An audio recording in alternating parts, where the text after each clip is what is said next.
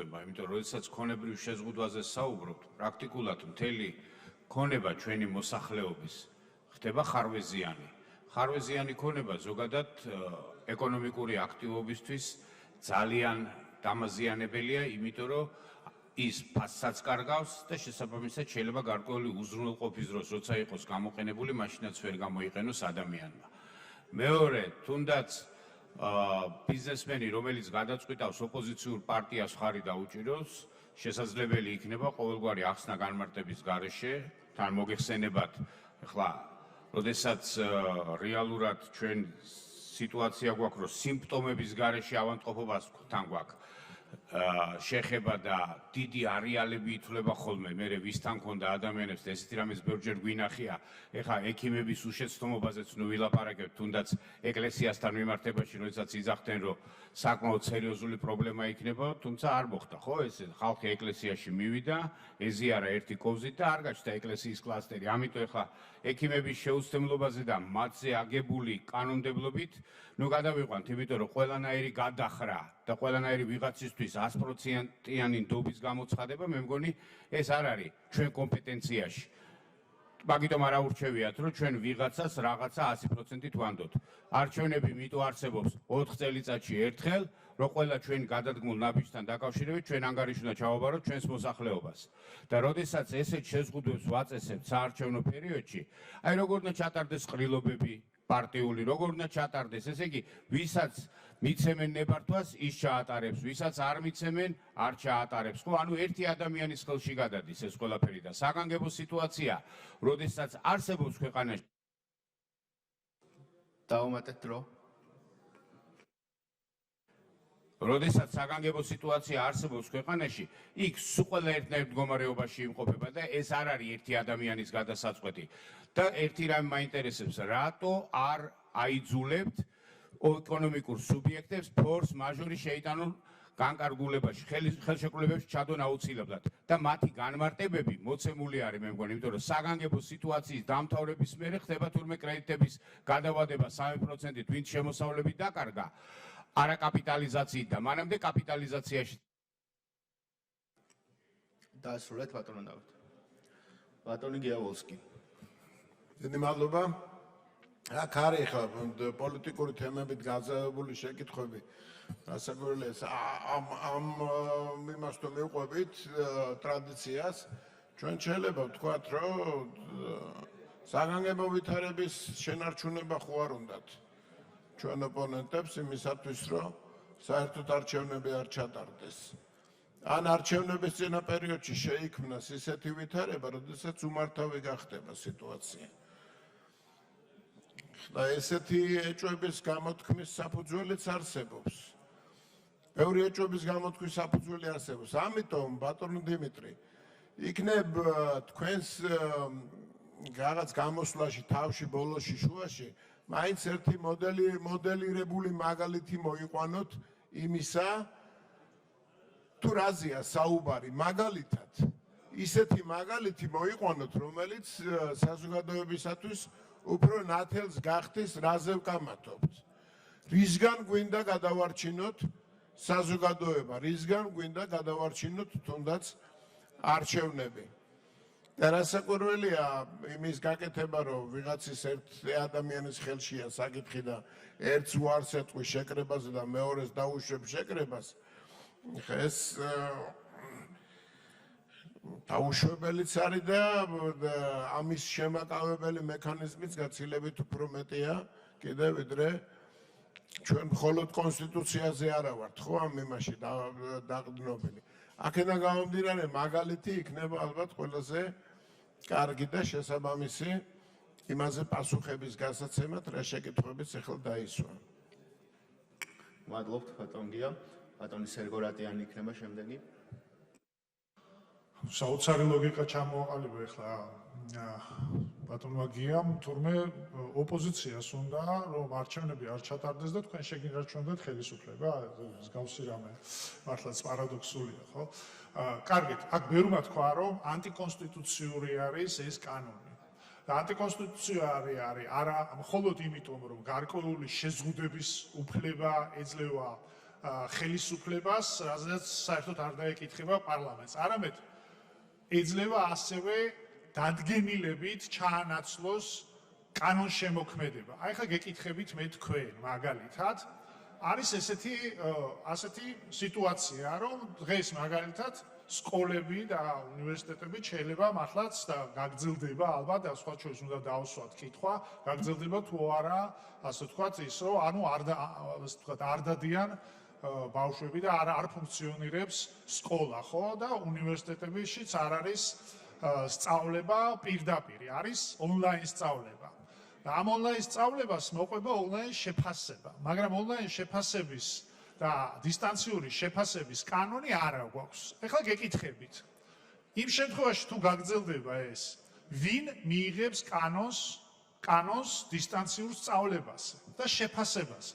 ამას გავაკეთებთ ჩვენ, თუ ამის გაკეთების უფლება ექნება ამ კონკრეტული ასე ვთქვათ, კანონის მიღების შემდეგ დადგენილებით მთავრობას.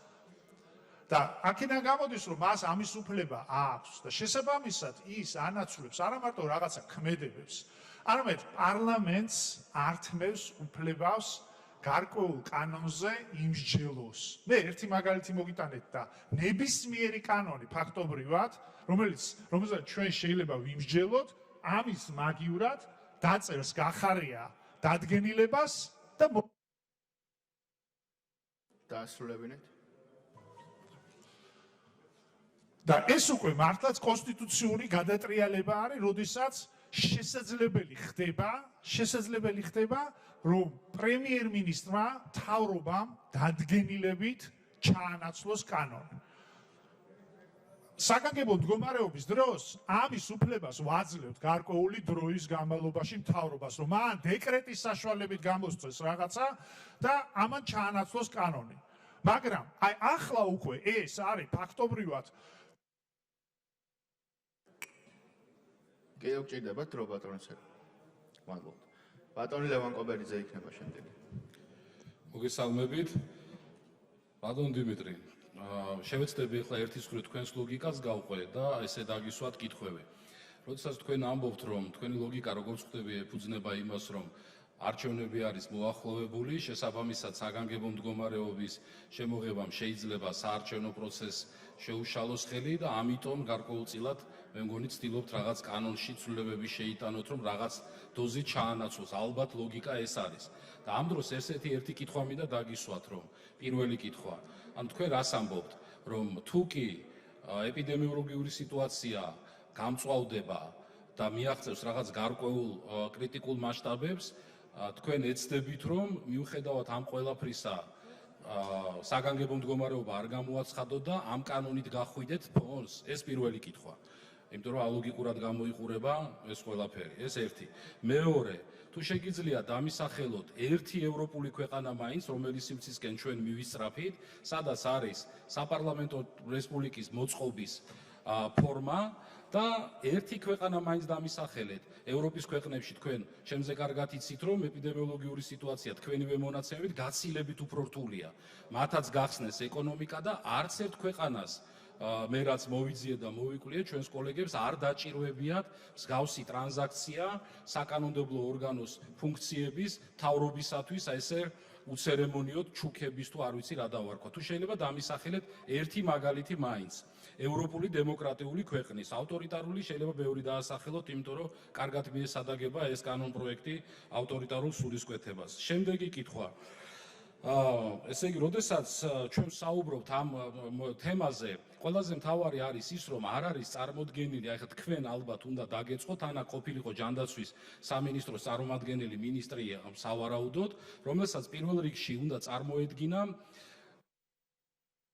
დაასრულებინეთ.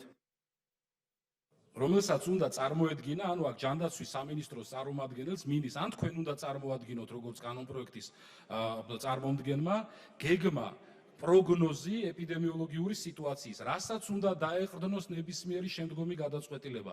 მთავრობა დაკავებული არის მხოლოდ ვითხოვდი ბლაბლაბლათი, არ მომერიდება უკვე ამ სიტყვის, არც ერთი ციფრი არ არის დასახელებული პროგნოზებს, შეფასებებს, რაც შეეხება, რომ ჩვენც დავეყრდნოთ თქვენთან ერთად, მე შეგვეძლოს, რომ გვინდოდეს ლოგიკა დავუმატეთ. და ამიტომ ეს გეგმა არის წარმოსადგენი და მე თქვენგან ვითხოვ ამ გეგმის წარმოდგენას, რადგან თავრობა ამას არ აკეთებს და მესამე ბოლო პუნქტი დღევანდელი კანონის მიხედვით თქვენ იცით რომ საკარანტინო ღონისძიებები გულისხმობს იმ ღონისძიებების ერთობლიობას, რომელიც გამოიყენება იმ პირის მიმართ, რომელიც არ არის ავად, მაგრამ ქონდა ექსპოზიცია გადამდები და ავადების შემთხვევასთან გადამდებლობის პერიოდის განმავლობაში. აქ ცოტა ის დამატება, რომელსაც თქვენ ახლა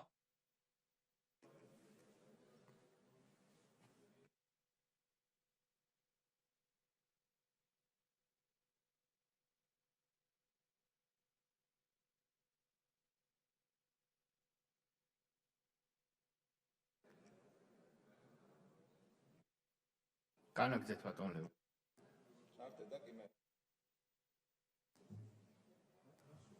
მადლობა ბატონო არჩილ. ამ კანონპროექტის მიხედვით კი ამ ტერმინს ემატება ისეთი ღონისძიებები, რომელიც მოიცავს რეალურად კონსტიტუციით განსაზღვრული უფლებების შეზღუდვას, გადაადგილების, საკუთრების და ასე შემდეგ. ფაქტობრივად, თუ ჩვენ იმ ვერსიას გავყვებით, რომ კეთილშობილური მიზანი ამოძრავებს თავრობას, ასეთ შემთხვევაში მე გთავაზობთ, რომ უფლებამოსილება კი არ გადაეცეს თავრობას რეალურად იმ საკონსტიტუციო უფლებებს, არამედ ამ კანონშივე გაიწეროს კონკრეტულად ის ღონისძიებების ჩამონათვალი, თუ რა აუცილებლობა დგას შექმნილი ეპიდემიოლოგიური სიტუაციიდან გამომდინარე. ეს იქნებოდა სწორი. ამ შემთხვევაში ეს უფლებამოსილებები დარჩებოდა პარლამენტის მხარეს და არ მოხდებოდა ჭარბი ძალაუფლების კონცენტრაცია თავრობის ხელში. დიდი მადლობა. ბატონი რატიონ ათამიშვილი, შემდეგ ბატონი ოთარ კახიძე. ძალიან ბევრი პოლიტიკური კითხვა მოვისმინეთ, ისეთ საკითხზე, რომელიც ეხება ადამიანის ჯანმრთელობისა და სიცოცხლის უფლებას. არ მეგონა საგანგებო მდგომარეობას ამდენი გულშემატკივარი თუ ეყოლებოდა ამ დარბაზში, მაგრამ უფრო ალბათ ეს საგანგებო მდგომარეობის გულშემატკივრობა კი არ არის ის მიდგომა, რომ კრიტიკა გააკრიტიკო ყველაფერი, რაც არ უნდა იყოს, იმისთვის რომ ფიქრობენ, რომ ამას დივიდენდები მოაქვთ მათთვის. სინამდვილეში კი ცხადია, შედეგი კრიტიკას კი არა, საქმის კეთებას მოაქვს. ბატონო დიმიტრი, ერთი კითხვა მექნება თქვენთან, ამაზე ჩვენი ოპონენტები კანგება არ აკეთებენ აქცენტს და არ ამახვილებენ და საზოგადოებისაც საინტერესოა ეს, რომ იმ გარკვეული შეზღუდვების უფლებამოსილება, რომელიც მთავრობას გადაეცემა, მხოლოდ და მხოლოდ აქვს იმ შემთხვევაში, როდესაც გამოცხადებულია მსოფლიო ჯანდაცვის ორგანიზაციის მიერ პანდემია. თქვენ ამაზე მოკლედ ისაუბრეთ თქვენ გამოსვლაში, მაგრამ კიდევ უფრო მეტად რომ განავრცოთ ეს საკითხი, რომ ამის გამოყენების საშუალება იძლევა მხოლოდ და მხოლოდ მაშინ, როდესაც არის გამოცხადებული მსოფლიო პანდემია და იზღუდება უკვე მაშინ, როდესაც ასევე მსოფლიო ჯანდაცვის ორგანიზაცია პანდემიას დასრულებულად გამოაცხადებს. მადლობა. ბატონი ოთარ კახიძე. ხო, ბატონო დიმიტრი, ხა ამ პროექტს რომ უყურებ, მე ვნახე აქ ინიციატორების ჩამონათვალი, მაგრამ ვინ დაწერა ეს პროექტი, ეს მაინტერესებს, თუ შეგიძლიათ კონკრეტულად ვინ იმუშავა, ვინ შეადგინა ეს პროექტი. ეს ერთი კითხვა. მეორე კითხვა მაქვს, აქ ისეთი პათოსის განცხადებები მისმის, რომ ხო კარგი მთავრობა გვყავს და კარგ მთავრობას უნდა გამოუცხადოთ ნდობა და პარლამენტის ფუნქციები გადავულოცოთ პირდაპირ, ხო? სხვა მიმართულებითაც ხო არ გაგვეფიქრა ამ ნდობის გამოცხადებაზე. აი მაგალითად, მოსახლეობის დანაშაულისგან დასაცავად სისხლის სამართლის კოდექსის ცვლილებების უფლება რომ მივანჯოთ პროკურატურას, მაგალითად. და პროკურატურამ უნდა განსაზღვროს, რომელი დანაშაული დაისჯება რამდენი წლით, რა იქნება დანაშაული. ხო, კარგი პროკურორი ყავს, ნდობა ხო ენდობით პროკურორს და რომ იცით ეს უფლება. აი სასამართლო კონტროლიც რო გავაუქმოთ, მაგრამ წინასწარი პატიმრობა რო გაუგრძელოს პირდაპირ პროკურატურამ. რაღაც გვინდა ეხა ეს სასამართლოში სიარული ან გადასახადების დაწესებაზე, აი აქ ხო გვაქვს, აი თქვენ პროექტში არის, ნახეთ, შეზღუდვები ეკონომიკურ საქმიანობასთან დაკავშირებით, ან საკუთრებასთან დაკავშირებით. ახალი გადასახადები რო შემოიღოს ფინანსთა სამინისტრომ, ხო ენდობით ფინანსთა მინისტრს და ჩვენთან კი აღარ ირბინონ აქ და პირველი მოსმენა, მეორე მოსმენა, კომიტეტი, სავალდებულო კომიტეტი, ეს დასკვნები, ეს ხარახურა, ეს ბიუროკრატიული რაღაცეები, ეს დემოკრატიას რაც მოსდევს. რა გვინდა ეხა ესენი? პირდაპირ მივანიშოთ უფლებამოსილება და მიიღონ რა თავიანთ ჭკუაზე, როგორც თვითონ ჩათვლიან მიზანშეწონილად. საერთოდ ეს საგანგებო მდგომარეობა რო გვაქვს ამ კონსტიტუციაში, რა გვინდა ეს საგანგებო მდგომარეობის ეს მუხლებიც, ხო არ შეგვეცვალა და უფრო მეტად საპარლამენტოდან უფრო სხვა ახალი მოდელი შემოგვეთავაზებინა მსოფლიოსთვის. რა ვაოცოთ ევროპა?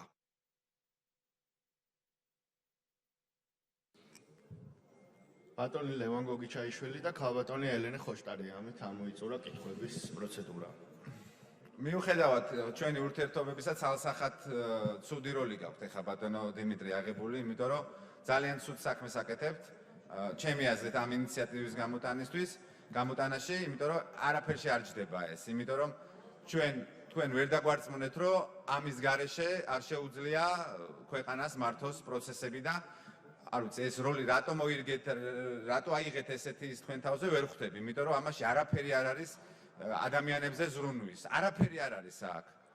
ადამიანებზე ზრუნვისთვის არსებობს კანონმდებლობა ამ ქვეყანაში და უბრალოდ ეს არის ჩემი აზრით ზედმეტი. პირიქით არის დაკნინება პარლამენტის როლი. ბევრი კითხვა დაისვა.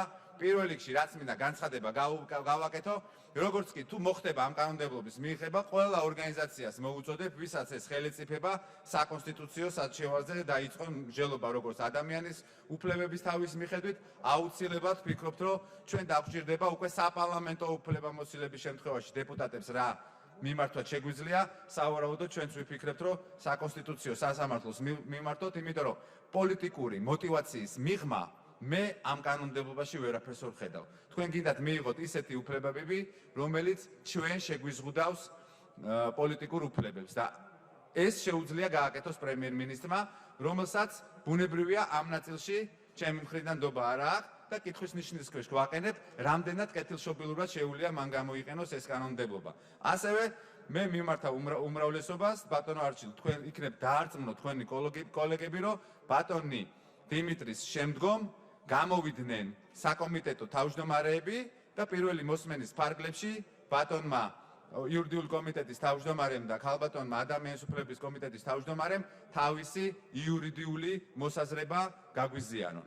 ესე არის რისი თქმაც მინდოდა. დიდი მადლობა. მადლობთ ბატონ ლევან, დამიჯერეთ დამატებით დარწმუნება მათ არ სჭირდებათ, ისინი აუცილებლად გამოვლენ და კიდევ ერთხელ ყველას მოგიწოდებთ აქტიური ჩართულობისკენ, ძალიან საინტერესო დისკუსიის მომხრე ვარ და მე ვფიქრობ შედეგად, როდესაც სამი მოსმენა დასრულდება ამ ცვლილებების, ჩვენ მივიღებთ ისეთ კანონს, რომელიც იქნება მაქსიმალურად დაბალანსებული, ერთის მხრივ უზრუნველყოფს ჩვენი მოქალაქეების ჯანმრთელობის დაცვას, უსაფრთხოებას, მეორეს მხრივ კი იქნება სრულ შესაბამისობაში ადამიანის უფლებების სტანდარტებთან. ქალბატონი ელენე ხოშტარია და შემდეგ უკვე პასუხები. მადლობა. აქ კოლეგებიც საუბრობდნენ ამაზე და მეც მინდა ამას ხაზი გავუსვა. პირველ რიგში განსაზღვროთ რაზე ვსაუბრობთ ჩვენ. ჩვენ ახლა არ ვსაუბრობთ პანდემიასთან ბრძოლის აუცილებლობაზე. ამაზე მიუხედავად განსხვავებული შეიძლება თქვა კრიტიკისა და რაღაც წინადადებისა, ოპოზიციას მოქალაქეობაც იყო მთელი ამ პერიოდის განმავლობაში აბსოლუტურად მოქნილი და კონსტრუქციული და არავინ არ ლაპარაკობს იმაზე, რომ პანდემიასთან ბრძოლის პირობებში არ არის აუცილებელი გარკვეული ნაბიჯების გადადგმა. დღეს ჩვენ პარლამენტარები ვსაუბრობთ იმაზე, რომ მთავრობას მივცეთ ადამიანის ფუნდამენტური უფლებების შეზღუდვის განუსაზღვრელი უფლება. განუსაზღვრელი, დროში განუსაზღვრელი, მიზეზობრივად განუსაზღვრელი, ფორმით განუსაზღვრელი, აი როგორც ის გადაწყვეტს.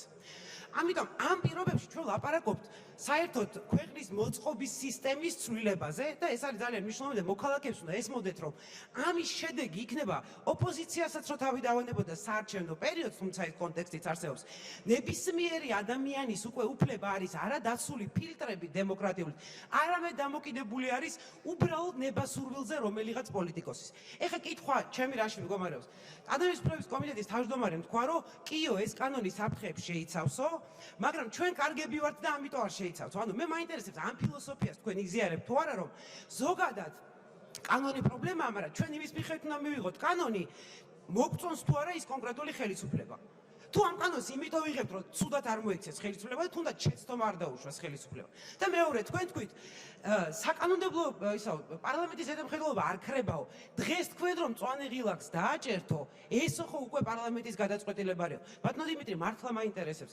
თქვენ მიგაჩნიათ, რომ უბრალოდ ღილაკის მიცემა იმაზე, რომ რაც გინდა მერე მთავრობა აკეთეთ, ეს საპარლამენტო ზედამხედველობის ფორმაა?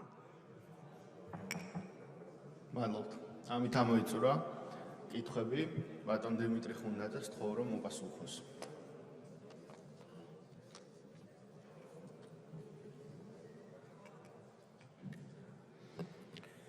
დიდი მადლობა, საკმაოდ ბევრი კითხვა დასმული, თუმცა კითხვების უმეტესობა გავს ერთმანეთს.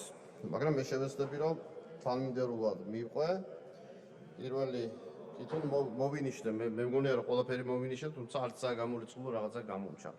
დაუსტებებში მე შეიძლება ეს დავაზუსტოთ. ქალბატონი ეკა ბესელიას აქ იყო კითხვებიც, იყო პოზიციებიც. ქალბატონი ეკა ამბობს რომ ეს ეხება კონსტიტუციის შეზღუდვებს და რატომ უნდა შეეზღუდოს, გვჭირდება არგუმენტები. მე 20 წუთი ვილაპარაკე ხო ამისათვის, თუმცა რა თქმა უნდა კიდე შემიძლია გავიმეორო იგივეც და დავამატო სხვა არგუმენტებიც. მეგობრებო, ჩვენ ქალბატონო ეკა, ჩვენ გვაქვს საქმე პანდემიასთან, ეს არის მხოლოდ ქართული პრობლემაა. სამწუხაროდ ეს პრობლემა ცილდება ერთ სახელმწიფოს, ერთ კონტინენტს და ხედავთ რომ 5 მილიონი ადამიანი დაინფიცირებული, ძალიან ბევრ ქვეყანაში ჩვენ ვნახეთ ძალიან მძიმე სცენარები და სხვათა შორის მახასიათებელი მინდა ამ ვირუსის გამოვიყენო პასუხად. იმ ქვეყნებში, სადაც რეგულაციები ან არ იქნა გამოყენებული, ან იქნა დაგვიანებულად გამოყენებული, სწორედ იქ მიიღო ქვეყანამ ზიანი და ზოგჯერ ეს ზიანი იყო გამოუსწორებელი. და მაჩვენებლებიც, როცა მე გიყვებოდით, არა იმიტომ რომ დრო მომეკლა, ან კიდევ ვთქვათ რაღაცა შებიცოდნა გამომემჟღავნებინა. როცა ვსაუბრობდით 13, 14 და 15%-ზე სიკვდილიანობის ზოგიერთ ქვეყანაში, აი სწორედ იმ ქვეყნებში იყო ეს, სადაც რეგულაციები იყო ან დაგვიანებული, ან მეუღებელი. და ის რომ ხელისუფლებების, ასე ვთქვათ, ხელში იყო თუ როგორ ემართა ეპიდვითარება საკუთარ ქვეყნებში, აი სწორედ ამას გულისხმობ, რომ უნდა მივცეთ საშუალება. როგორც მივეცით საჭიროების შემთხვევაში საგანგებო მდგომარეობის გამოცხადებით, ხელისუფლებას ეს პროცესი ემართა და მან სწორად მართა. მე მესმის, რა თქმა უნდა, ეპიდემიოლოგების როლი ძალიან მნიშვნელოვანია იმ პოზიტიურ შედეგში, რაც დღეს ჩვენ გვაქვს, მაგრამ რა თქმა უნდა, ხელისუფლებას ჰქონდა თავისი პოზიტიური როლი ამაში და მე ვფიქრობ, სწორედ ეს აშინებს ჩვენს ოპონენტებს, რომ არ იქადა წინასაარჩევნოდ კიდევ დამატებითი პოზიტივები არ შეიძინოს ხელისუფლებამ და მათ საარჩევნო შედეგზე არ იმოქმედოს ნეგატიურად. რა თქმა უნდა, მოსახლეობის დამყოლობას აქ მნიშვნელოვანი როლი, ისე რომ ყველაფერს ერთად. ეხლა ჩვენ თუ ვიტყვით მხოლოდ ექიმების დამსახურებას, რა თქმა უნდა, მათი როლი ძალიან დიდია, მაგრამ მხოლოდ ექიმები ამას ვერ გააკეთებდნენ. ჩვენ თუ ვიტყვით მხოლოდ რომ საზოგადოების დამყოლობა იყო, ხა საზოგადოება თვითმობილიზებული ასეთ რთულ ვითარებაში, როცა მსოფლიოს გაუჭირდა ასეთ პანდემიასთან, ასე ვთქვათ, სისტემურად და ორგანიზებულად მოქმედება, რა თქმა უნდა, საზოგადოება ამას თვითონ ვერ იზამდა. მე მესმის, რომ ექიმები იმსახურებენ ქებას, მაგრამ ხშირად მათი ქებაც ალაგუცფელი მეჩვენება, მხოლოდ იმიტომ, მე ასე მგონია, შეიძლება ვცდები, მხოლოდ იმიტომ, რომ სხვისი პოზიტივი არ დაფიქსირდეს და არა იმიტომ, რომ ექიმების რაც გული შეტკივათ. მე ვფიქრობ, რომ აქ აი სწორედ ამას გულისხმობდი, რომ უნდა გავთავისუფლდეთ პოლიტიკური შემადგენელისაგან. პარლამენტს ართმევს კონსტიტუციის უფლებას. ეს ძალიან ბევრ კითხვაში იყო დასმული და პოზიციაში გამოთქმული, მაგრამ მე არაერთხელ ასე ვთქვათ, გავაკეთე განმარტება, რომ სწორედ კონსტიტუციის მიხედვით არის ვალდებულება, რომ ხელისუფლებამ დაიცვას, ეს არის მისი პოზიტიური ვალდებულება, რომ იზრდოს ადამიანის სიცოცხლესა და ჯანმრთელობაზე. და ის, როცა არაერთ ადგილას მე გავაჟღერე ეს ჩანაწერი, ესაც იმიტომ, რომ ამდენი კითხვა არ დასმული იყო, ან ვიფიქრე, რომ თუ გიდაისმენთ ეს თქვენ პასუხად გამოგადგებოდათ, რომ კონკრეტული ჩანაწერი. კიდევ ერთხელ წავიკითხავ, დემოკრატიულ საზოგადოებაში აუცილებელი სახელმწიფო ან საზოგადოებრივი უსაფრთხოების უზრუნველყოფის, ჯანმრთელობის დაცვის ან მართლმსაჯულების განხორციელების მიზნით. ფაქტია, რომ ქვეყანა დგას მსოფლიო პანდემიის გამოწვევის წინაშე და ხელისუფლებას კონსტიტუციიდან გამომდინარე კიდევ ვიმეორებ აქვს პოზიტიური ვალდებულება დაიცვას ადამიანის ჯანმრთელობა. ეხლა შესაძლო ინფიცირების სტატუსი არის თუ არა უფლების დარღვევა. როცა ერთი ადამიანის უფლება იკეტება იქ, სადაც სხვისი უფლების გათვალისწინება არ დგება, რა თქმა უნდა, ეს არასრულფასოვანი უფლებაა. როცა საქმე გვაქვს ინფიცირების შესაძლო ინფიცირების სტატუსთან, ეს შესაძლო ინფიცირება არის პოტენციური ინფიცირების შესაძლო წყარო და ეს ხდება სწორედ შემდგომი, რა ვთქვათ, სხვა პირისათვის ჯანმრთელობის საფრთხე და ეს ჯანმრთელობის საფრთხე ზოგჯერ არის ძალიან ცუდი დასასრული. ახლა 330.000 შემთხვევას ვერ დავაბრალებ, რომ სხვისი ბრალი იყო მაინც და მაინც, მაგრამ პანდემიამ სწორედ ამიტომ მიიღო ამხელა მასშტაბები, რომ გადაცემის ძალიან მაღალი ხარისხია. ჩვენთანაც როცა ციფრი მოვიტანე 42.000 შესაძლო ინფიცირების შემთხვევა გადამოწმდა ეპიდემიოლოგიურად და მისამართების დადგენა მიდის სწორედ ამიტომ, რომ შესაძლო ეპიდემიოლოგიური დაინფიცირება არის წინაპირობა იმისა, რომ დაადგინდეს, ასე ვთქვათ, დაინფიცირების კონკრეტული მისამართი. ამიტომ ეს არ არის უფლების დარღვევა. რატომ ვჩქარობთ? ვჩქარობთ იმიტომ, რომ ეპიდემია არის პანდემიად ქცეული. სწორედ ამიტომ ვჩქარობთ. და ვინც არ იჩქარა, იმ ქვეყნებმა დააგვიანეს ისე, რომ ზოგიერთი მოქალაქისთვის ეს დაგვიანება სიცოცხლის თვალსაზრისით აღმოჩნდა. სწორედ იმიტომ, რომ დღე-დღეზე უნდა გაუქმდეს საგანგებო მდგომარეობა, არის საჩქარო. არ არის ეხლა დრო იმისა, რომ ევროპარლამენტში ან სადმე ეხლა ჩავიდე, მე წარმოვადგინო ეს ყველაფერი, არსებობს საერთაშორისო კანონმდებლობები, არსებობს კონვენციები, რაც არის გათვალისწინებული აქ და ამის საფუძველზე მივიღეთ ეს კანონი. მე თუ ასე ვთქვათ, კარდაკარ სიარულს მოვუდი, როგორც ავტორი, ან კიდევ ვთქვათ, მაშინ როცა პარლამენტი შეძლებს შეკრებას ან თვითონ ლოკაციაში თუ კი ეპიდვითარება გახდა ფეთქებად სააში და თითოეული, ასე ვთქვათ, სოფელზე განწყობილების მისაღებად ჩვენ აქ შევიკრიბეთ, რა თქმა უნდა, ეს სწორედ ის დაგვიანება იქნება, რამაც მძიმე შედეგები არაერთ ქვეყანაში მოიტანა და მე ამაზე თქვენ გესაუბრეთ. რატომ იზღუდება მიმოსვლის უფლება? სწორედ მიმოსვლა და მინდა გითხრათ, ერთ-ერთი შეზღუდვა, რაც საკმაოდ მძიმეა, საზოგადოებრივი ტრანსპორტის შეზღუდვა. ესაც არის სწორედ ის, რაც ყველაზე მაღალ რისკს წარმოადგენს. მიმოსვლა, მაღალი კონცენტრაცია, მობილობა, სწორედ აი ეს არის რისკი ინფექციის გავრცელების და პირობა. პირთა შეკრების უფლება.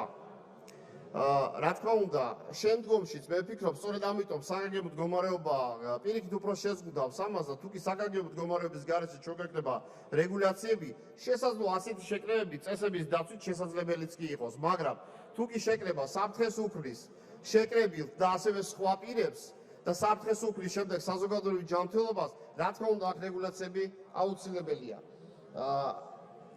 ქალბატონი თინა მოკუჩავა, კონსტიტუცია და საერთაშორისო კონვენციების წინააღმდეგობასთან იყო საუბარი კიდევ ერთხელ. მინდა გთხოვოთ, რომ ჩაიხედოთ კანონპროექტში და ნახოთ მე-11 მუხლის მესამე პუნქტი და აქ პირდაპირ გარკვევით წერია.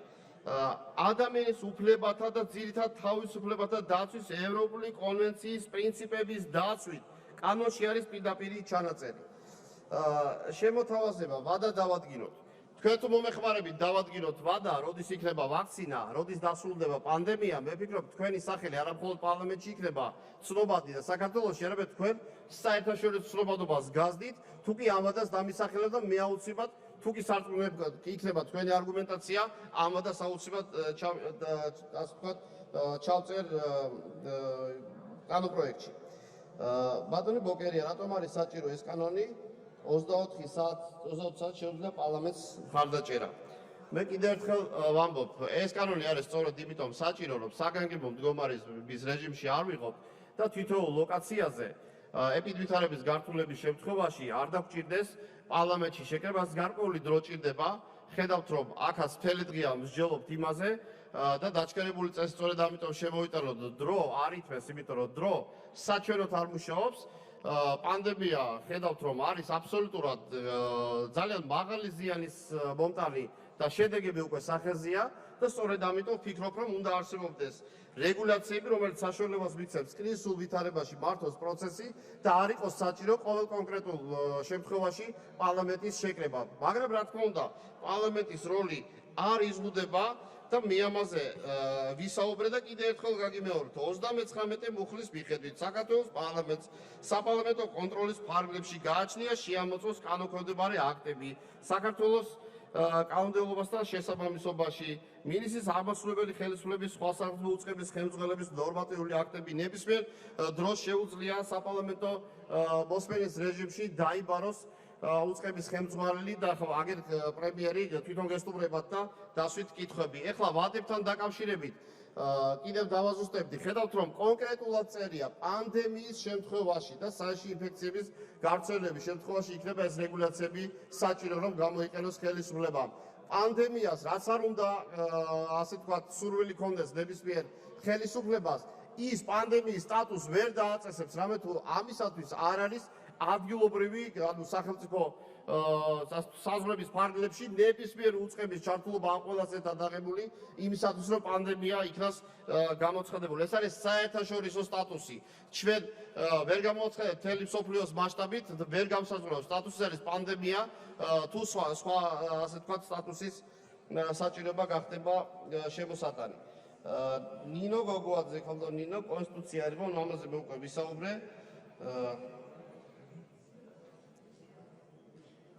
ხო, რა შეზღუდვებზე იქნება საუბარიო? კი ბატონო, მე შემიძლია კიდევ ერთხელ შეგახსენოთ, რა შეზღუდვებზე იქნება საუბარი.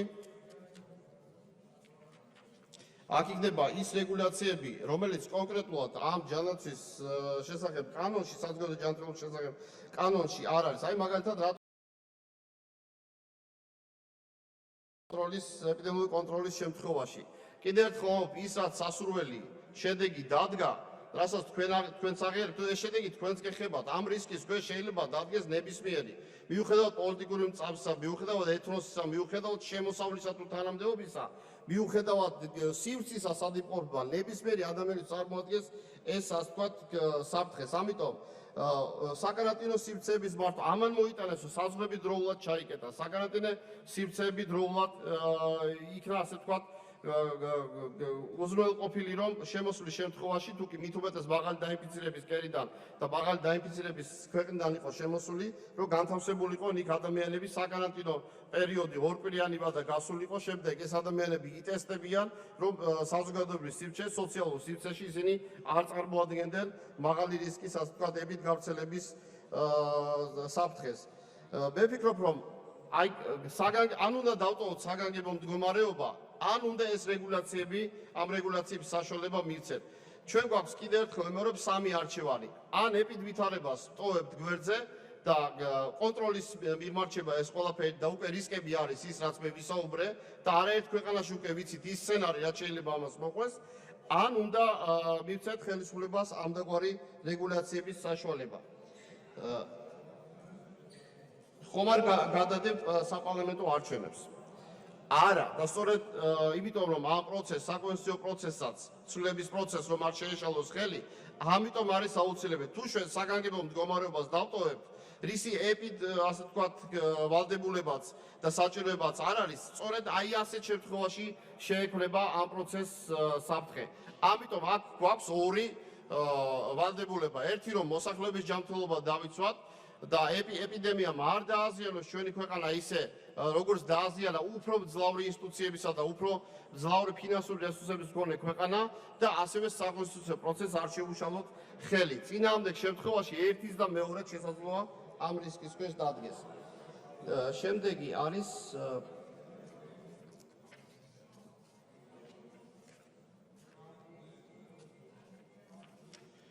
ბატონი კომბა ნარჩემაშვილი, თუ შეზღუდვები არსებობდა საზოგადო ჯანდაცვაში, მაშინ რატომ გამოაცხადეთ საგანგებო მდგომარეობა? ბატონო კომბა, მეც გიდასტურებთ აბსოლუტურად პატივისცემას, გულწრფელს. სწორედ იმიტომ, რომ საზოგადო ჯანდაცვაში არ არის საკმარისი რეგულაციები, სწორედ ამიტომ იყო საგანგებო მდგომარეობა საჭირო და სწორედ ამიტომ გამოაცხადეთ. და ეხლა რომ საგანგებო მდგომარეობა არ არის საჭირო, და საზოგადოების ჯანდაცვაში არ არის საკმარისი ეს რეგულაციები, სწორედ ამიტომ გვინდა რომ არასაგანგებო რეჟიმის მდგომარეობით ვიცხოვროთ, არამედ საზოგადოების ჯანდაცვის კანონში ქონდეს ეს რეგულაციები და ავწდეთ ასეთ მძიმე ტვირთ საგანგებო მდგომარეობას. თავისი უარყოფითი მხარეები აქვს მას. დიდხანს ამ რეჟიმში ქვეყანა ვერ იცხოვრებს, მიუხედავად დავანებოთ არჩევნების თემას. ეკონომიკა ამას ვერ გაუძლებს მით უმეტეს ჩვენი ქვეყნის. სწორედ ამიტომ რომ ამ რეჟიმში არ გავაგრძელოთ, მაგრამ ის რომ საზოგადოებრივ ჯანდაცვაში არ არის საკმარისი ის ჩანაწერები, სწორედ ამაზე ვსაუბრობ, რომ შევავსოთ ამ ჩანაწერებით და არის პირობადებულია ეს. ხედავთ, როცა არის პანდემია და საერთო ინფექციების გავრცელების საიშროება. ამაზეა საუბარი და არა ის, ვისაც როცა მეუნდება, მაშინ დამოქმედოს ეს. ბატონი აკაკი ბობოხიძე, რომელ ნაწილში გამოიყენებს საგანგებოს გაუქმების შემდეგ ამ კანონის მუხლებს ხელისუფლება. ეს არის დამოკიდებული პანდემიის, ეპიდემიის ეპიდვითარებაზე, ეპიდსურათზე და მინდა გითხრათ, რომ როცა საკოორდინაციო საბჭო მუშაობდა, პირველი სიტყვა ეძლეოდათ ეპიდემიოლოგებს, ისინი აკეთებდნენ ასე ვთქვათ ხატავდნენ სურათს, პროგნოზებს, შესაძლო განვითარების სცენარებს, ეპიდემიოლოგიურს, როგორც გლობალურს, ისე ადგილობრივს და მერე იწყებოდა მსჯელობა. მერე ხდებოდა იმ გადაწყვეტილებების ასე ვთქვათ მიღება, რა გადაწყვეტილებებიც იყო საჭირო. ისე რომ ეხლა წინასწარ რომელს მიიღებს, რა თქმა უნდა, ეს არის ძალიან რთული. მანქანაში სამი ჯდომის შეზღუდვა, ეს ხშირად საზოგადოებაში ასთან სხვადასხვაობას იწოდა და ნებისმიერი შეზღუდვა, რა თქმა უნდა, არის დისკომფორტი, მაგრამ სამი ადამიანის შეზღუდვა იყო მხოლოდ იმის გამო, რომ შესაძლოა მანქანაში მგზავრი იცვლებოდეს, ის არ იყოს ყოველთვის ოჯახის წევრი და ხდებოდეს ცვლა მგზავრისა ამ პატარა სივრცეში, ანუ ერთი ავტომანქანის სალონის სივრცეში და კონტაქტი იყოს მეტი და მრავალფეროვანი და ეპიდემიის რისკი იზრდებოდეს. შესაძლო იყო, რომ თქვათ, თუ კი ოჯახის ფარგლებში იქნებოდა ცოლ-იქბარი, რატომ არ შეიძლება გვერდში მძარიყონ ერთმანეთთან, მაშინ ბაკონტროლებას, ანუ ძალოვანს, ყველა ასე ვთქვათ, საგუშაგოზე უნდა ემოწმებინა ქორწინების მოწმობა და ასე ვთქვათ, ოჯახის შემადგენლობა. ეს რა თქმა უნდა გაართულებდა ამ პროცესს, სწორედ ამიტომ იყო რაღაცის გამო ზოგჯერ უნდა მოვითმინოთ, მაგრამ სწორედ ამის გამო, ამ შეზღუდვების გამო, ამ მოთმინის გამო ჩვენ ეპიდემიოლოგიურად სხვისგან განსხვავებით სასურველად გამოვიყურებით, მაგრამ პანდემია ისევ რჩება ამ ასე ვთქვათ, ისევ ტოვებს ხიფათის ქვეშ ყველა ქვეყანას და მას შორის ჩვენ ქვეყანასაც. ამიტომ და ბოლომდე მივიყვანოთ ეს საქმე, ბოლომდე შევინარჩუნოთ ქვეყნის უსაფრთხოება და რა თქმა უნდა ეს რეგულაციები ღმერთმა დაგვიფაროს, რომ მუდმივად გჭირდებოდეს. ირაკლი აბესაძე, რომელ რეგულაციას ვერ გამოაცხადებს, მაგალითად ვერ გამოაცხადებს კომენდანტის საათს. ვერ გამოაცხადებს კომენდანტის საათს, საზოგადოებრივი ჯანდაცვის შესახებ კანონში კომენდანტის საათის ამით კომენდანტის საათს ვერ გამოაცხადებს. ისე რომ კიდევ ერთხელ ვამბობ, ყველგან ასე ვთქვათ, პოლიტიკურ ეჭვს ნუეძებთ. ეს შესაძლოა საზიანო აღმოჩნდეს თქვენთვისაც, თქვენი ახლობლებისთვის, თქვენი ოჯახის წევრებისთვის. იმიტომ რომ პანდემია არ არჩევს ერთმანეთისაგან, კიდევ ერთხელ ვამბობ, პიროვნებებს სხვადასხვა კრიტერიუმებით. ამ კანონის ბოროტად, ისევ თქვენი კითხვა, ამ კანონის ბოროტად გამოყენება შეიძლება თუ არა.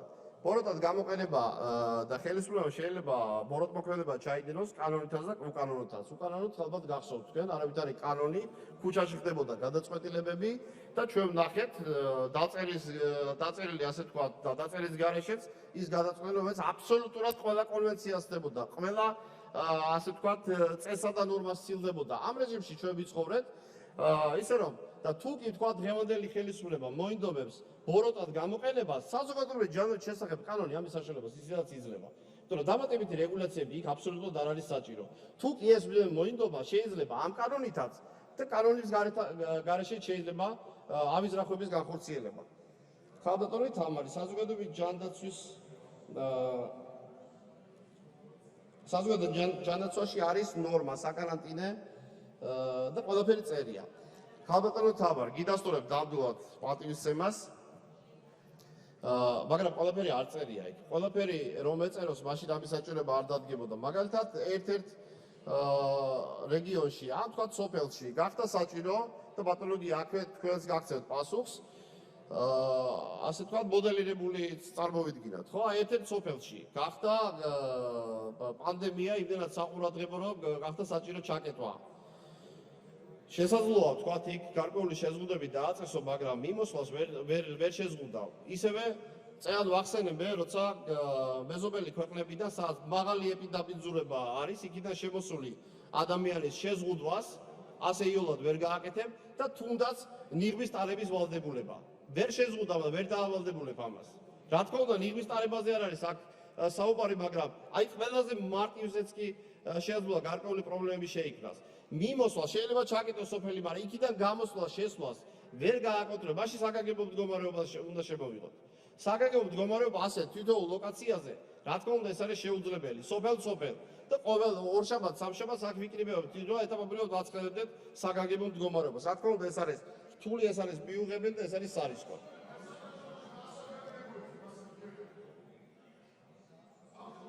და თქვენი შემოთავაზება იყო დაველოდოთ თუ კი გართულდა სიტუაცია. არა, ამაში ვერ გამოყვებით. ყველაფერში შემიძლია გამოყვეთ, მაგრამ დაველოდოთ, როცა პანდემია არის გამოცხადებული სოფლიოში, ეს ვითარება, პანდემია იცით რას ნიშნავს? კიდევ ერთხელ განმარტა.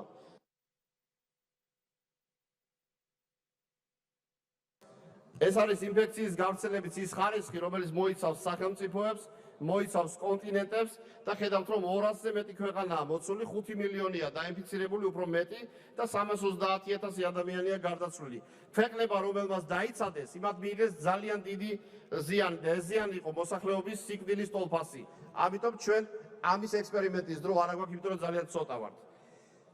შემდეგი კითხვა.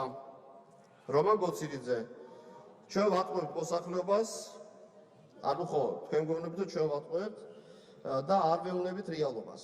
მოსახლეობამ რეალური შესაძლო ზიანი ამ პანდემიის ნახა, ეკრანებიდან ნახა, ეხლა მით უმეტეს ინფორმაციის სტომის დეფიციტი არ არის არც სირთულე და ჩვენ ვნახეთ ქვეყნები, სადაც ძალიან მძიმე არჩევანის წინაშე დადგნენ ექიმები. ირჩევდნენ ვისთვის ემკურნალად და ვისთვის არა.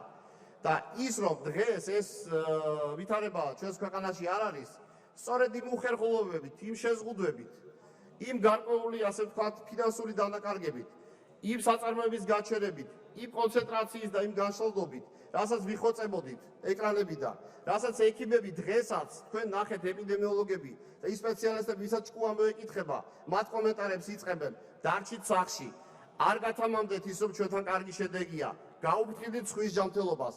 მათ უკაცრავად და ასე ვთქვათ, სიტყვები კი არ აქვს მოჭარბებული, რომ ეს ილაპარაკონ. მათ იციან რასთან აქვს საქმე. ამიტომ ქალბატონო თამარ, მე იქ სადაც თქვენ მეტი კომპეტენცია გაქვთ, გამოყვებით და მოგისმენთ, მაგრამ ეპიდემიოლოგიურად რა გაკეთდეს ჯანდაცვის კუთხით, მით უმეტეს, ეხლა კონკრეტულად ჯანდაცვის კუთხით ვსაუბრობ. მოусმინოთ ექიმებს. ჩვენ რომ ექიმებს მოусმინეთ, კონკრეტულად იმ ექიმებს, ვისაც თქვენ ძალიან კარგად იცნობთ და საზოგადოებაც უკეთ გაიცნო, ვიდრე აქამდე მათ იცნობდნენ, სწორედ ამიტომ გვაქვს სასურველი შედეგი. ამიტომ ის რაც ექიმების გასაკეთებელი, იქ აუცილებლად დაუჯერეთ ექიმებს, თორე შესაძლოა შედეგი საკმაოდ მძიმე დადგეს და ექიმის კომპეტენციაც აღარ იყოს იქ საკმარისი. სალომე სამადაშვილი, თუ გაიარეთ ევროსაბჭოში კონსულტაცია, სანამ ამ კანონპროექტს აქ მოვიტანდი. არა, ვერ გავიარე, იმიტომ რომ ჯერ ეგეთი მიმოსვლა შეფერხებული, ვერ გავფრინდებოდი და მე შესაძლოა ვერ ჩამოფრენილიყავი, არც იმის დრო იყო, რომ მე ამაში, ასე ვთქვათ, კიდევ უფრო ზედმეტრო დამეხარჯა, არსებობს კიდევ ერთხელ კონვენციები, არსებობს საერთაშორისო სამართლის რეგულაციები და სტანდარტები, რა თქმა უნდა, ეს ჩვენ ექიმებმა შეძლებს დაგვარად გავითვალისწინეთ, მაგრამ შემდეგ იურიდიული კომიტეტის მხრიდან მივიღეთ გარკვეული რეკომენდაციები, გარკვეული შენიშვნები და ჩვენ ეს შენიშვნები ავსახეთ და კიდევ ერთხელ წაგიკითხავთ გადაწყვეტილებას ადამიანის იზოლაციის ან და კარანტინში მოთავსების შესახებ იღებს საზოგადოებრივი ჯანმრთელობის სამსახური ადამიანის უფლებათა და ძირითად თავისუფლებათა. ბატონო დიმიტრი, რამდენი დაგჭირდებათ დრო რომ მითხრათ? დრო რამდენი დაგჭირდებათ კიდევ? 5 წუთი. გთხოვთ დავუმატოთ. და ჩავწერეთ, ეს არის იურიდიული კომიტეტის და ადამიანის უფლებათა და კომიტეტის დამსახურება, მინდა არ მივიწერო მე ეს. ადამიანის უფლებათა და ძირითად თავისუფლებას დაცვის ევროპული კონვენციის პრინციპების დაცვით. პირდაპირ წერია. ეხლა მე მგონი ამას არ ჭირდებოდა ზედმეტი ვიზიტები სხვაგან. ეხლა გედი ფოფხაძე, იურიდიული კომიტეტის პოზიცია, ნუ პრინციპში უკვე პასუხი იყო ეს თქვენ კითხვაზე. რა პოზიცია აქვს და რატომ არ მოხდა განხილვა? მე ვფიქრობ, რომ დაჩქარებული წესით ბოლოს რაც მე მახსოვს, თუ ვწდები კი ბატონო მითხარით მივიღებ ამ შენიშვნას დაშკარებული წესით რაც მივიღეთ ყველა იყო შესაბამის დარგობრივ კომიტეტში განხილული და მე არ მახსოვს სხვაგანაც განხილული იყო. თუმცა რა თქმა უნდა კომიტეტი ჩართული იყო, გუშინ მთელი ღამე ვიმუშავეთ და ეს ჩანაწერი სწორედ ღამის ჩანაწერია. რა თქმა უნდა აქ ყველა კომიტეტის წარმომადგენელი ზის და რა თქმა უნდა მათი მონაწილეობა არის აქაც. დრო რომ არ დაეკარგა, არ არის ვფიქრობ ამისათვის ჭარბი დროის ხარჯვის აუცილებლობა. დავით ჭიჭინაძე ქონების შეზღუდვის დაწესების ხომარ დააზიანებს ეკონომიკურ პრინციპს. აქ ძირითადად ქონების ასე ვთქვათ შეზღუდვა ძირითადად აქცენტი იყო გაკეთებული კლინიკებისა და ლაბორატორიების მობილიზებაზე. რა თქმა უნდა, ეს არის კიდევ ერთხელ ვიმეორებ, არაერთხელ ვიხმარე სიტყვა პანდემია, იმიტომ ეს არის ძირითადი პრობლემა და აქ რა თქმა უნდა წინა ხაზი არის სწორედ სამედიცინო სექტორი, არის წინა ხაზი ანუ მებრძოლები, ექიმები და რა თქმა უნდა კლინიკებისა და ლაბორატორიების გარშე შეუძლებელია. ვფიქრობ რომ აქაც არ არის ახლა კითხვები ის რომ ასეთ შემთხვევაში კლინიკების მართვა კონცეპტუალურად და სისტემურად სწორედაც აიღო მთავრობამ და საკონდენსატო საბჭოს ფორმატში სწორედ კომიტეტს ჰქონდა ჯანდაცვის კომიტეტს აქ გამორჩეული პირდაპირ ვალდებულება აღებული რომ ეს სისტემა ყოფილიყო შეძლების დაგვარად გამართული და ადეკვატურად მომზადებული. 100% არ უნდა ვანდოთ არავის როგორ უნდა ხო არ უნდა ვანდოთ და ეს უფლებები არ უნდა მივცეთ. რა თქმა უნდა გეთანხმებით ამაში და არც არის საუბარი იმაზე რომ 100% ახლა გადავაბარეთ და პარლამენტი გავაუქმეთ და წავედით სახლში. რა თქმა უნდა პარლამენტი საზედამხედველო საქმიანობას იტოვებს და მე უკვე არაერთხელ გავეცი ამას პასუხი და უკვე მე უხერხულება არ ჩამითვალოთ ისე რომ ვთვლი რომ ეს ვერ გაიგეთ. შემდეგი გიავალსკის მე მგონი გავეცი პასუხი სერგო რატიანი გაგრძელდება თუ არა სწავლა უნივერსიტეტებში და სკოლებში. რა თქმა უნდა ეს დამოკიდებულია ვითარებაზე, სკოლებისა და უნივერსიტეტების და საბავშვო ბაღების ჩაკეტვა დროებით ჩვენ მივიღეთ ეს განაცხადება იმისათვის რომ ყოფილიყო ნაკლები კონცენტრაცია, ნაკლები სიმჭიდროვე და ფიზიკური დისტანცირება. ესაც იყო ერთ-ერთი პირობა აუცილებელი იმისა, რომ ასეთ სასურველ შედეგზე გავედით, მაგრამ ეს არის შუალედური შედეგი. ამიტომ შედეგი უნდა დავდოს ბოლოს და ძალიან ხო თამაში გამოყვებით და დაგვიჭირეთ მხარი. საგარეო მდგომარეობის ხო და ამაზე ესე იგი თუ როგორ მოხდება კანონის მიღება თუ ამის საჭიროება დადგა. რა თქმა უნდა ამის საჭიროება თუ დადგა საგარეო მდგომარეობის დროს უფრო რთულია პარლამენტმა საკანონმდებლო მოღვაწეობა გააგრძელოს ვიდრე მის გარეშე. სწორედ ამას გთავაზობთ მის გარეშე, საგარეო მდგომარეობის გარეშე იმუშაოს მთავრობამ თავისი რეგულაციებით, რის უფლებასაც ჩვენ მივცემთ, არ მივცემთ, არ ვიცი აქ უნდა გადავწყვიტოთ და პარლამენტმა გააგრძელოს თავის საკანონმდებლო მუშაობა. თუ იქნება საჭირო, დავშლით და დავწეროთ და მივიღოთ კანონი. ბატონი ლევან ყობერიძე თუ ეპიდემიოლოგიური სტატუსი გამწოდება ამ კანონით უნდა გავიდეთ ფონს. თუ ეპიდემიოლოგიური სიტუაცია გამწოდება და არ იქნება საკმარისი საზოგადოებრივი ჯანდაცვის შესახებ კანონი, რა თქმა უნდა შესაძლოა ამის ბოლოდინი ამდვილად არ მაქვს შესაძლოა გახდეს საჭირო ისევ საგანგებო მდგომარეობის გამოცხადება. ზოგიერთმა ევროპულმა ქვეყანამ მაგალითად საგანგებო მდგომარეობა შეინარჩუნა და არაპირებს ჯერ მაგალითად მოხსნას, იმიტომ რომ ეპიდემიოლოგია მათ არ აძლევს უფლებას. თუ შეგიძლიათ მოიყვანოთ თქვენი კითხვა იყო ევროპული რომელიმე მაგალითი, როცა ასეთი რეგულაციები ასე საჩქაროდ, ასე სასწრაფოდ გადაეცემა ასე ვთქვათ ხელისუფლებას. მე მომეცით ჩავიკითხო, იმიტომ რომ ჩხარობ ეხლა თან და არ მინდა რომ ასე ვთქვათ დრო დავხარჯო. მე მინდა დიდი ბრიტანეთის მაგალითი მოგიყვეთ. 1984 წლის საზოგადოებრივი ჯანმრთელობის შესახებ კანონი წარმოადგენს ინგლისის და უელსის საკანონმდებლო აქტს. დაავადებათა კონტროლის შესახებ კანონსაც უძახიან მას, რომლის მიხედვითაც აღმასრულებელ ხელისუფლებას ეძლევა შესაძლებლობა პანდემიისას ან მსგავს სიტუაციის შეზღუდოს ადამიანის რიგი უფლებები, მაგალითად გადაადგილების, შეკრების, ვაჭრობის და დაასრულებინეთ. დაიღალეთ? აგრეთვე მთავრობას აქვს იძულებით საკარანტინო სივრცეში მოთავსების უფლება, გარდა ამისა მთავრობას აქვს უფლება შეზღუდებით დაუწეს სხვა ტიპის სუბიექტებსაც, როგორებიც არიან ბიზნეს სუბიექტები და ასე შემდეგ. მარტის თვეში იქნა კორონავირუსის აქტი გამოცემული და ეს არის გაერთიანებული სამეფოს მთავრობის აქტი, რომელიც მთავრობას გარკვეულ უფლებამოსილებებს ანიჭებს COVID-19 პანდემიის მართვაში. ეს არის პირდაპირი მე მიგვი თქვენ რომ გეგმებათ. თუმცა მე ერთად გავეღიმოთ. თუ კი დაასრულებინეთ. ასევე ასეთი მაგალითი არსებობს ავსტრიაშიც. თქვენ ერთი მაგალითი მთხოვეთ, რომ მეორე მოგიყევით, შემიძლია უფრო დეტალურად რა მცირე გვაქვს, მე და თქვენ არ გვიჭირს კომუნიკაცია, ამიტომ დავждეთ და რა თქმა უნდა ამასაც გაგაცნობთ. თუ ვინმეს კითხვა გამომჩა, ალბათ გამომჩა დროის სიმცირის გამო, არა, თქვენ კი პასუხეთ, მაგრამ არ იყავით აქ. თუ მისმენდით, ისე თუ კითხვას დასვათ, პასუხსაც უნდა დაელოდოთ ხოლმე. კი. გაგეცით პასუხი, სხვათა შორის მე ვფიქრობ ამომწურავად. ძალიან დიდი მადლობა. დაზუსტებებშიც გამოვიყენებ ჩემ დროს, რომ შემდეგ ვისაც არ გაგეცით პასუხი, რომ გაგცეთ. გმადლობთ მეგობრებო, ძალიან აქტიური დისკუსია, დიდი ინტერესი გამოიწვია ამ ცვლილებებმა.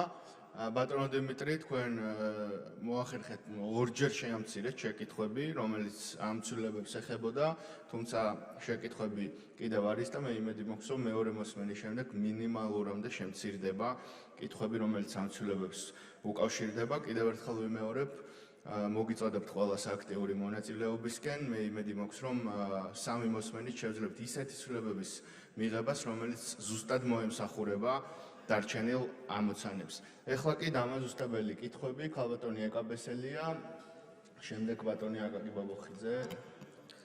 კითხვები შეცვალეთ, მე მეგონა რომ გამოსვლების შეცვლას ითხოვთ. კი ბატონო, ქალბატონი ეკაბესელია, შემდეგ ბატონი გიგაბუკერია.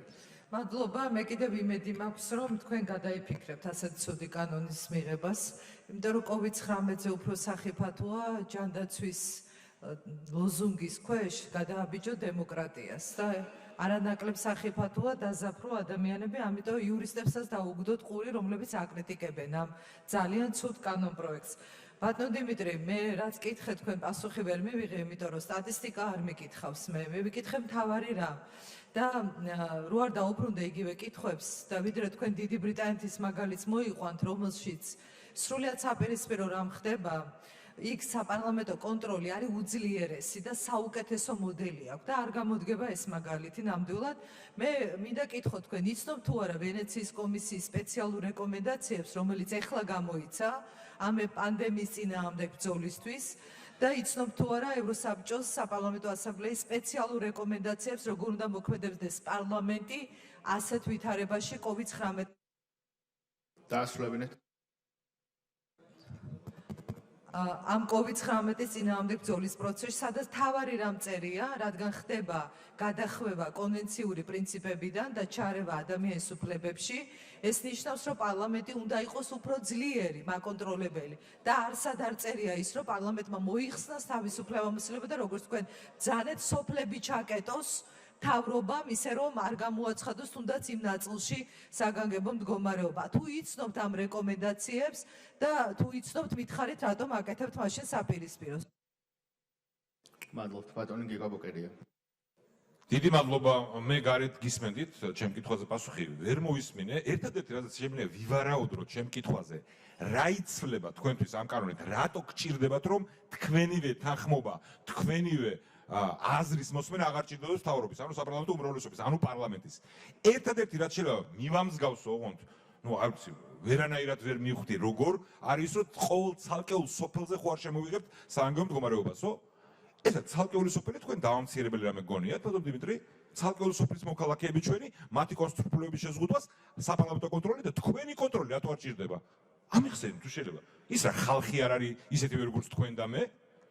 რომ მათი უფლებები თუ კი თავრობამ ნებისმიერმა კარგმა თუ ცუდმა ჩათვალო შეიცვალოს, პარლამენტში არ უნდა დაასაბუთოს, რატო ზღუდავს ერთ სოფელს თუნდაც?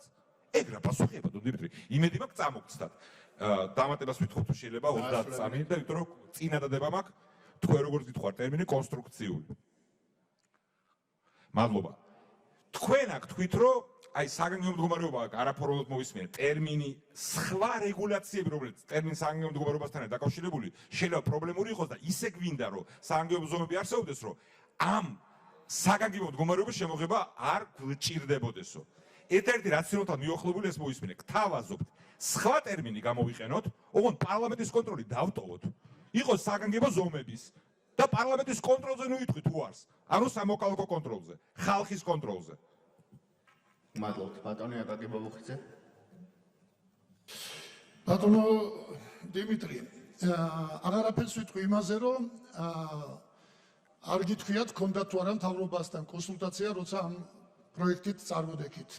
და მიგვირს, რომ ჩვენს ეფექტურ მთავრობას აზრადაც კი არ მოუვიდა და არ გთხოვათ, რომ მსგავსი ინიციატივა გამოსულიყავით. მაშინ გთხოვეთ, გეთქვათ, მომავალში რა მოხდება კი არა. აი ამ წუთის მდგომარეობით, რომლის შესახებაც ინფორმაცია უკვე გააქვთ, რას დატოვებდით და რას არა იმ ინფორმაციაზე დაყრდნობით, რაც გვაქვს. გარდა ამისა, სწორედ იმიტომ არ შეიძლება მთავრობისთვის ამ საგანგებო უფლებების მიცემა, რაც თქვენ წეღამბრძანეთ. არ არის ის არგუმენტი, ბატონო დიმიტრი, არგუმენტი, რომ როგორ გავარკვიოთ ცოლი და ქმარი ზის თუ არა წინ. და როგორ არ ყვეთ უკან ზის თუ არა ცოლი და ქმარი და თუ უკან შეიძლება სხვადასხვა ოჯახის წევრები იჯდეს, რატო არ შეიძლება წინაც იჯდეს სხვადასხვა ოჯახის წევრები? თქვენ ამბობთ, რომ თუ სამი კაცი იქნება მანქანაში, მაშინ თურმე არ იქნება ოჯახის სხვადასხვა ოჯახის წევრები და არ არის კონტროლის დაასრულებინეთ. თქვენ ხომ ამის არგუმენტად ბრძანეთ, რომ სამზე მეტი წევრი იმით არ შეიძლება, როგორ გავაკონტროლოთ სხვადასხვა ოჯახის წევრები არიან თუ არა და გეკითხებით, ორი რო არის, მაშინ როგორ აკონტროლებთ სხვადასხვა ოჯახის წევრები არიან თუ არა? და გარდა ამისა, მსუბუქი მანქანა და ავტობუსი თუ ყავს კერძო ოჯახს, რატო არ შეიძლება დისტანციით ავტობუსში, თუ კი მაღაზიაში შეიძლება დისტანციით იჯდნენ ადამიანები, რატო არ შეიძლება 2 მეტრის დაშორებით ადამიანები იჯდნენ ავტობუსში? ქალბატონი ნინო გოგუაძე. ბატონ დიმიტრი, ჩემი შეკითხვა იმაში კი არ მდგომარეობდა, რომ უფლებების შეზღუდვა საერთოდ ცნობს თუ არა საქართველოს კონსტიტუცია.